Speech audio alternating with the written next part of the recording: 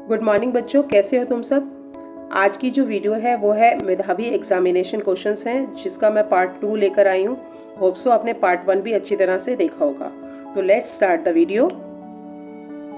First question है fish breathe the gas dissolve in water. Fish जो सांस लेती है, पानी में रहती है, वो कौन सी गैस लेती है। बेटा, कोई भी लिविंग थिंग हो, चाहे वो प्लांट्स हो, चाहे वो एनिमल्स हो, वो रेस्पिरेशन में सांस लेते समय सिर्फ ऑक्सीजन गैस लेते हैं और सांस छोड़ते हैं तो किस गैस को ब्रीद आउट करते हैं, दैट इज कार्बन डाइऑक्साइड। और ऑक्सीजन हो या कार्बन डाइऑक्साइड हो, ये जब भी फिश उसको इनहेल करती है, ब्रीद आउट करती है, तो ये सभी दोनों गैसें ही पानी में डिजॉल्व स्टेट में होती हैं, यानी पानी में घुली होती हैं। Move to next question. Fizzy drinks are a solution of gas dash in water. आप लोग कैंपा कोला पीते होगे, सोडा वाटर की बोतल खोलते होगे, तो क्या आपने उसमें कभी छोटी छोटी जो है वो बूंदे दिखाई दी हैं? गैस के अंदर बुलबुले होते हैं जो ऊपर आके फूट जाते हैं। बेटा, ये भी हमारी जो है पानी में खुली गैस है। और आपने ये भी देखा होगा, अगर हम कैंपा कोला की बोतल को थोड़ी देर के लिए रख देते हैं खुला, तो उसका स्वाद बदल जाता है। जानते हो ऐसा क्यों होता है? ऐसा इसलिए होता है क्योंकि उसके अंदर जो खुली गैस होती है वो हवा में संपर्क में आती है और हवा में वापस चली जाती है, इसलिए कैंपा कोला का स्वाद भी बदल जाता है। तो कैंपा कोला और जितने भी फिजी ड्रिंक्स हैं, उनमें कौन सी गैस खुली होती है? उसमें खुली होती है बेटा carbon dioxide. Next question. Sand is dash in water. अगर आप एक गिलास पानी लें और उसमें 1 चम्मच रेत डालें और उससे घोलें, तो 2 सेकंड के लिए, 3 सेकंड के लिए पानी ज़रूर मडी होगा, बट धीरे धीरे सैंड जो है वो पानी में नीचे की ओर बैठ जाएगी। इससे क्या पता चलता है? 2 बातें पता चलती है। एक तो पानी में जो सैंड है वो इनसॉल्यूबल है। इनसॉल्यूबल का मतलब क्या है? वो उसके अंदर नहीं घुलती है। और दूसरी बात कि सैंड जो होती है वो पानी से भारी होती है। आपने देखा होगा, हल्की चीज़ पानी पर तैरती है और भारी चीज़ जो है वो बॉटम की तरफ चली जाती है। नेक्स्ट क्वेश्चन है burning of plastic crackers and vehicles के चलने से कौन सा पॉल्यूशन होता है? इसके चलने से होता है एयर पॉल्यूशन। और अगर मैं क्रैकर्स की बात करूं तो देखो, अनार से जो एयर पॉल्यूशन होता है उसकी मात्रा 4000 है, फिर चक्री से 9000 है, फिर फुलझड़ी की बात करूं तो 10,000 है, और अगर आप लड़ी जलाते हैं तो 38,000 है। और सबसे ज़्यादा तो देखो, एक वो गोली सी आती है जिससे स्नेक बनता है, धुआं धुआं, तो वो तो बिल्कुल भी नहीं जलानी चाहिए, उससे तो बहुत ज़्यादा मात्रा में सल्फर निकलता है, 64,000। तो बी केयरफुल कि ऐसी चीज़ों का इस्तेमाल ना करें। Next question. Electric vehicle producer जो होते हैं, ये कौन सा एयर पॉल्यूटेंट निकालते हैं? ये कोई भी एयर पोल्यूशन नहीं करते हैं, तो नो एयर पॉल्यूटेंट। और ऐसी बसेस किस किस बच्चे ने देखी है, मुझे कमेंट बॉक्स में ज़रूर दिखाना। दिल्ली की सड़कों पर आजकल ऐसी बसेस चलते हैं। तुम सोच रहे हो तो फिर ये चलती कैसे है? इनमें फ्यूल कौन सा होता है? बेटा, ये इलेक्ट्रिसिटी इनमें इस्तेमाल होती है और इलेक्ट्रिक चार्ज बसेस होती हैं ये, ठीक है। और इनसे पोल्यूशन भी बिल्कुल ज़ीरो रहता है। नेक्स्ट क्वेश्चन है air is a dash of gases. अब एयर क्या है? एयर में तो बहुत सारी गैस है। अगर यहाँ पर मैं देखूँ तो एयर में 78% नाइट्रोजन है, 21% जो है ऑक्सीजन है, और लेस देन 1% जो है उसमें कार्बन डाइऑक्साइड और अदर वाटर वेपर्स और बहुत सारी चीज़ें हैं। तो अगर एयर जो है वो क्या है? एयर एक कंपाउंड है? नहीं, क्योंकि इसमें गैसें एक दूसरे से रिएक्ट नहीं करती, वो सेपरेट स्टेट में ही रहती हैं। जैसे आप एक प्लेट है, उस प्लेट में आप यहाँ पर सौंफ रख दो, यहाँ जीरा रख दो, यहाँ चावल रख दो। यद्यपि इस प्लेट में तीनों चीज़ें हैं, बट ना तो सौंफ जीरे में मिक्स हुआ है, न ही जीरा चावल में। आप चाहें तो हाथ से बीन कर तीनों को अलग अलग कर सकते हैं। तो ऐसी स्थिति में उस चीज़ को बोलते हैं मिक्सचर, ठीक है। मिक्सचर में हर चीज़ अपनी आइडेंटिटी को नहीं खोती है, बट एक ऐसी सिचुएशन भी आती है जिसमें वो आइडेंटिटी को खो देती है और साथ वाली चीज़ के साथ मिलकर नया कंपाउंड बनाती है, नई चीज़ बनाती है, जिसे हम कहेंगे कंपाउंड। जैसे आपने देखा होगा कि जब हम कोई भी सिल्वर की बर्तन को ज़्यादा देर एक्सपोज रखते हैं तो वो काला हो जाता है। क्यों? क्योंकि उसमें सिल्वर जो होता है, चांदी जो होती है, वो हवा से रिएक्ट कर जाती है और उस पर एक काली परत बना देती है, तो उसमें वो कंपाउंड बन जाता है। बट एयर क्या है? Mixture of gases. Come to next question. The space occupied by a liquid.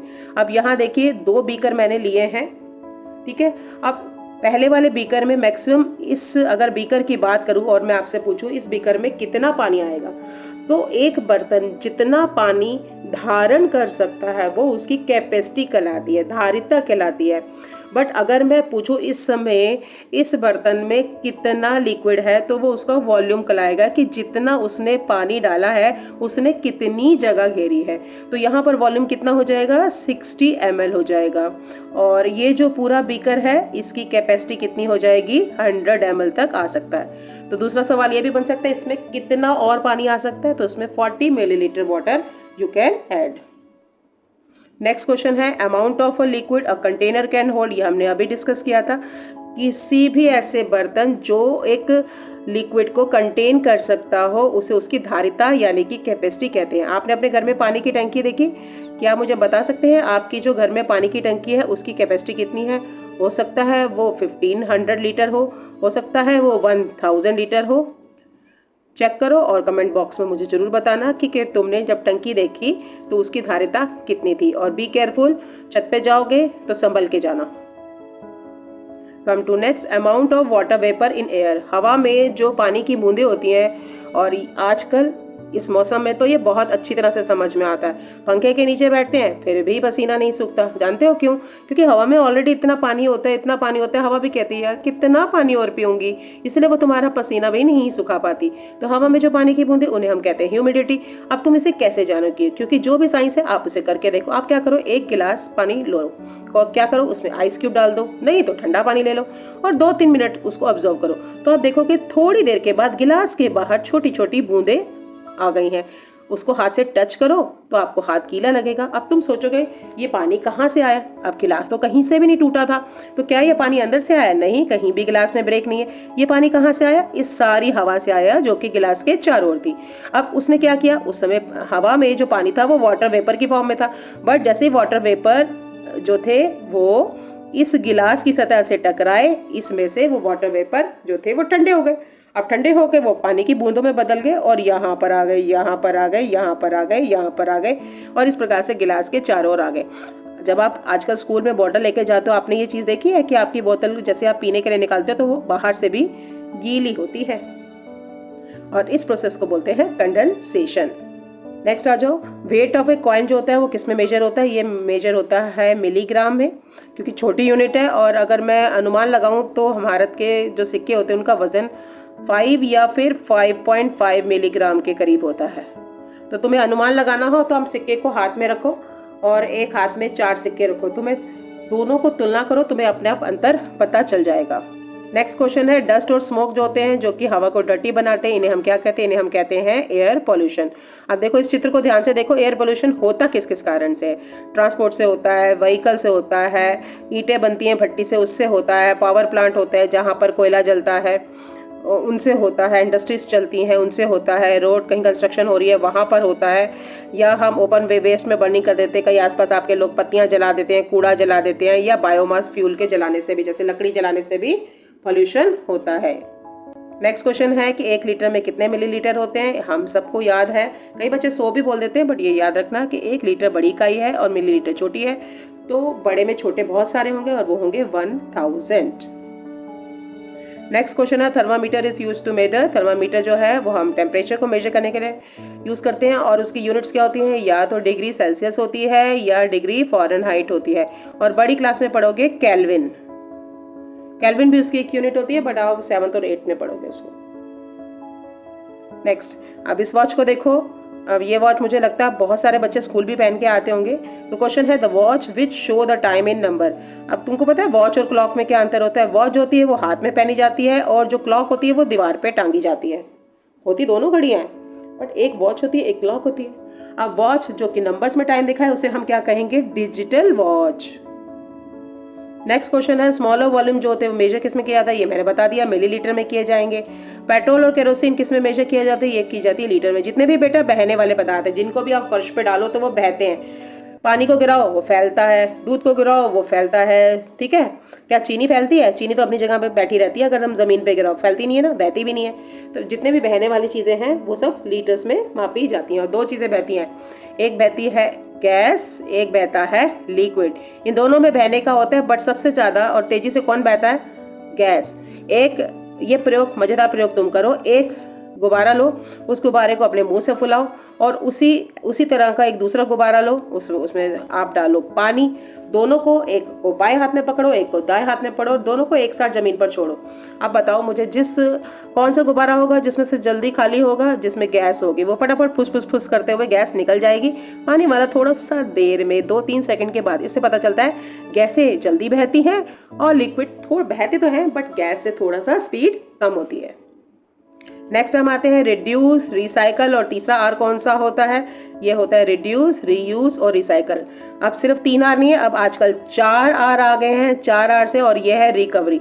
इसका सबसे अच्छा एग्जाम्पल है कंपोजिट खाद बनाना। कंपोजिट खाद क्या होती है? सड़ी गली पत्तियों से किचन के वेस्ट को जब हम ज़मीन में गाड़ देते हैं, ऊपर से मिट्टी से ढक देते हैं, तो 15 से 20 दिन में एक अच्छी हमारी बायो खाद तैयार हो जाती है, कंपोस्ट तैयार हो जाती है, और जिसे हम रिकवरी के माध्यम से समझ सकते हैं। तो उसका भी हम इस्तेमाल कर सकते हैं खेत में पैदावार बढ़ाने के लिए।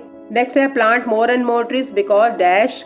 प्लांट क्या करते हैं? एयर पोल्यूशन को रिड्यूस करते हैं। आपने देखा होगा बहुत सारे प्लांट्स हैं, जब हमारी एयर पोल्यूशन की छुट्टियां हुई थी तो पाम ट्री लगाने के लिए कहा था, स्नेक प्लांट्स लगाने के लिए कहा था, तुलसी लगाने के लिए बोला था, नीम लगाने के लिए। इन सब की पत्तियां, फोलिएज क्या काम करती है बेटा? हवा से जितने भी पॉल्यूटेंट उनको एब्जॉर्ब करती हैं। तो मैं चाहती हूँ तुम अपने जन्मदिन पर एक पौधा हर साल लगाओ और उसकी देखभाल भी करो। यानी ये पौधा लगाया और छोड़ दिया। Next, a thick blanket of air surrounding us. आपको पता है हमारी जो धरती है ना, इसके चारों ओर भी एक कंबल है, और वो कंबल किसका है? हवा का। और हवा के एक परतें नहीं है, बहुत सारी परतें हैं। सबसे पहले तो उस हवा की परत को समझो, वो है एटमॉस्फेयर। क्या है? एटमॉस्फेयर। स्फीयर मतलब गोला, एटमॉस्फेयर मतलब हवा का गोला।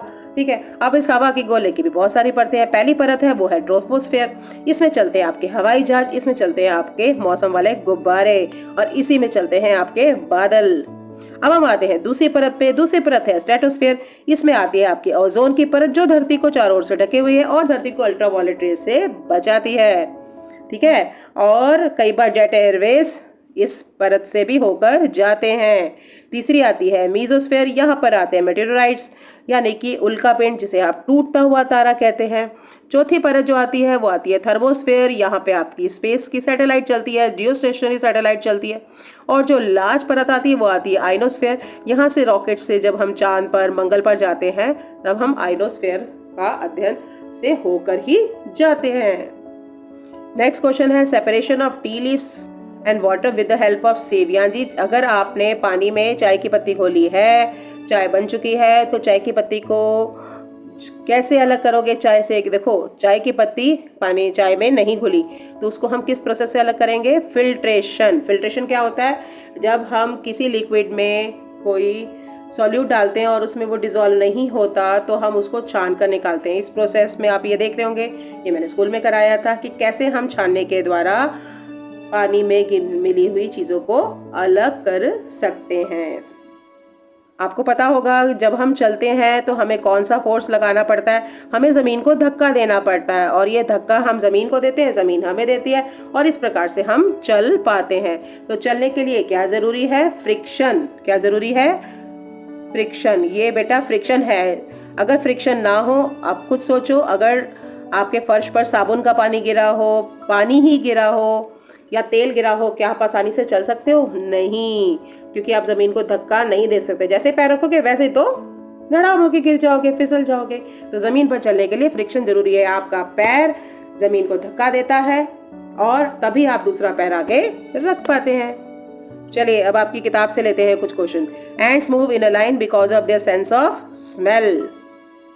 Next question, dog mark their area bye urinating.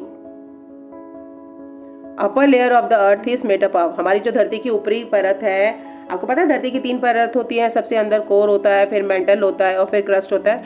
Crust के ऊपर भी प्लेट्स होती हैं, टेक्टोनिक प्लेट्स। यही प्लेट जब आपस में एक दूसरे से टकराती हैं तो आते हैं भूकंप। Next, which of the following is a non poisonous snake. इन चारों में से कौन नॉन पॉइजनस स्नेक है? तो रसल वाइपर पॉइजनस है, कॉमन क्रेट पॉइजनस है, सास स्केल वाइपर ये भी पॉइजनस है। तो पाइथन, पाइथन बेटा स्नेक नहीं है, अजगर कहते हैं इसे।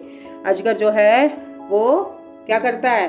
वो जब शिकार को पकड़ता है तो अपने उसके शरीर के चारों अपना कुंडल बना लेता है, उसको टाइट करता है, दम घोट देता है और फिर उसे निगल लेता है। तो वो नॉन पॉइजनस स्नेक में आएगा।